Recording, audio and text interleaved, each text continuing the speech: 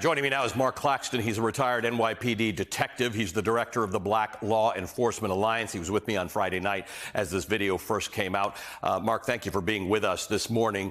Members of Congress and the president, as you just heard, they're renewing these calls to pass the George Floyd Justice in Policing Act. It does not seem realistic in Washington right now with the current House of Representatives. In the absence of a comprehensive law like that, what happens? Is it the responsibility of local police leaders and local communities around the country to try and get to where that bill was trying to get to with all of those things that I just enumerated? Yes, it is their responsibility locally to address some of the issues because, quite frankly, toxic police culture is so resilient and stubborn that absent significant legislation, the heinous acts that we're witnessing, the misconduct, the corruption, the criminality. And it's important that we call it police criminality as opposed to things like police misconduct, et cetera.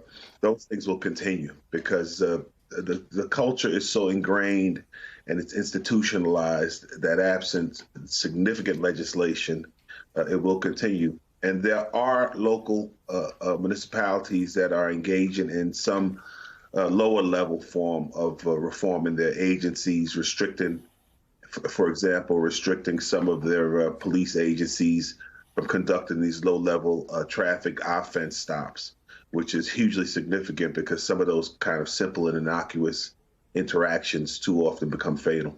They're often the first interaction many people have with the police. You were with me on Friday. We were talking to Philip Atiba-Goff, who was mentioning all those cities that have said, we're not going to do this traffic stuff as much if it's not violent and it's not uniquely dangerous. And actually, a lot of police officers, like in places like Philadelphia, said, that's good. You're going to keep us out of unnecessary trouble. Same thing with body cameras. There are some police who like the idea. They said, the public will get to see what we face and what we deal with. What's the general sense amongst police and police unions and police chiefs, who all have different views about this across the country, on these kinds of reforms and improvements? Police are never opposed to doing less work. However, police are very resistant to losing any of their power and authority.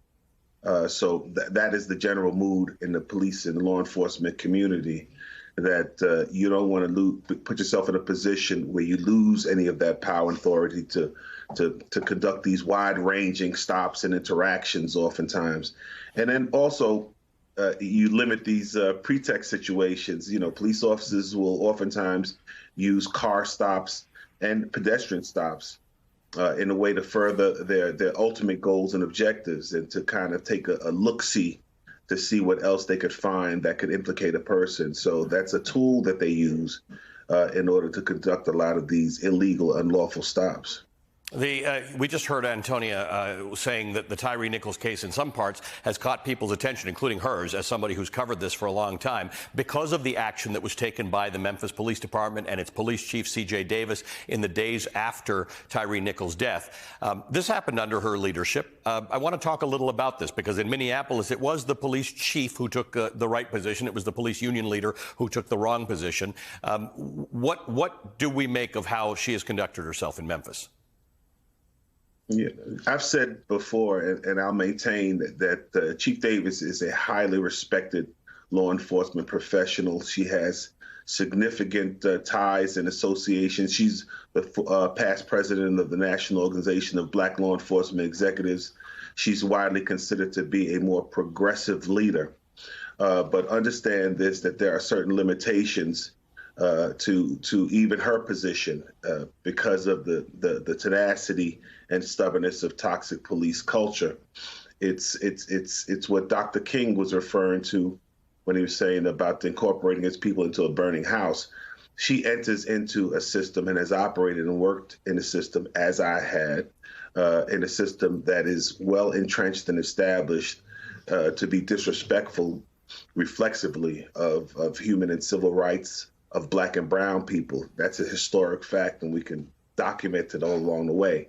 So, but given the dynamic in which she's operated in, I think she has set the tone, the tenor, and the tempo of this investigation, not only from a law enforcement perspective, but I think she's kind of compelled and forced the prosecutors to act more swiftly than they normally would. Mark, good to see you again. Thanks for being with us. Mark Claxton is a retired NYPD detective, and he's the director of the Black Law Enforcement Alliance.